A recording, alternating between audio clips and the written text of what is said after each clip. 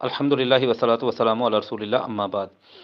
یہ دونوں موقف درست ہیں، لیکن ایک ضروری لازمی اس میں بات سمجھنے والی وہ یہ ہے کہ جو لوگ کہتے ہیں کہ فجر کی نماز کے فوراً بعد پڑھنی چاہیے اور وہ سورج کے بعد پڑھنے والوں کو غلط کہتے ہیں، یہ بات ٹھیک نہیں۔ ایسے ہی جو لوگ کہتے ہیں کہ سورج طلوع ہونے کے بعد پڑھنی چاہیے، وہ فجر کے فوراً بعد والوں کو غلط کہتے ہیں، یہ بات بھی درست نہیں۔ دونوں طرح ٹھیک ہے، جیسے مرضی پڑھ لیں۔ دلیلیں اس کی کیا ہیں؟ فجر کے فوراً بعد پڑھنے کی دلیل جامع ترمذی میں حدیث نمبر 422، سنن نبی داود 1267، سنن ابن ماجہ 1154، 1154 نمبر حدیث۔ کیس بھی نمبر بیان کرتے ہیں رضی اللہ تعالیٰ عنہ، کہتے ہیں رسول اللہ صلی اللہ علیہ وسلم نماز پڑھی، آپ نے نماز پڑھی تو جب نکلے، خرج رسول اللہ، نکلے اللہ کے رسول صلی اللہ علیہ وسلم، فقیمت الصلاۃ، نماز کی اقامت کہہ دی گئی، نماز کھڑی ہوئی، فصلی تو محسوب، میں نے ان کے ساتھ نماز پڑھی، اس کے بعد نماز ختم ہوئی، فواجدانی اصلی، انہوں نے دیکھا کہ میں پھر نماز پڑھ رہا ہوں، کہ مہلن یا کیس، رکو کیس۔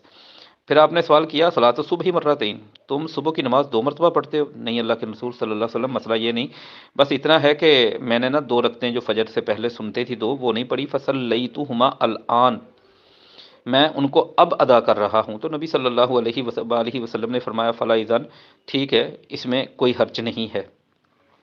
یہ لفظ آپ صلی اللہ علیہ وآلہ وسلم کے کہنا، یہ جامع ترمذی کی حدیث نمبر 422 کے اندر ہے، کوئی حرج نہیں، اس کا مطلب ہے کہ اس طرح ان سنتوں کی قضا کرنا، قضا دینا، یہ درست ہے۔ دوسری حدیث صحیح ابن خزیمہ میں 1116 نمبر قیس بن قحط کی ہے رضی اللہ تعالیٰ عنہ، پہلی قیس بن نمبر کی۔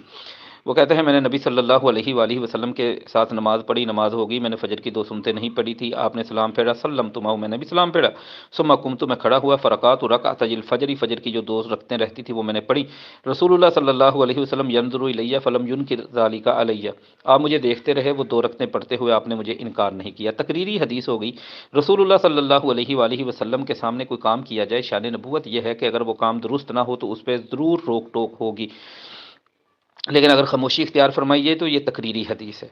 اب رہ گیا مسئلہ دوسرا کہ فجر کی سنتیں اگر کوئی سورج طلوع ہونے کے بعد پڑھتا ہے، ٹھیک ہے، یہ بھی گنجائش ہے۔ سنن الکبریٰ للبیہقی میں حدیث ہے 4332 نمبر پر، صحیح ابن حبان 2472 نمبر پر۔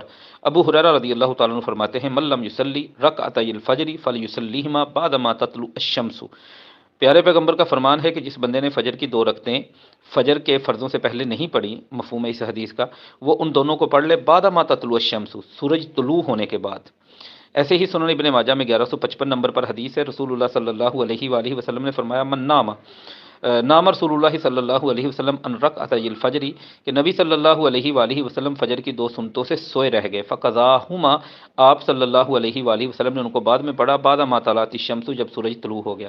تو دونوں طرح درست ہے، وہ بھی درست ہے، وہ بھی درست ہے، لیکن ایک موقف کو ٹھیک سمجھ کر دوسرے کو غلط کہنا، یہ رویہ درست نہیں۔ واللہ تعالی عالم بالصواب۔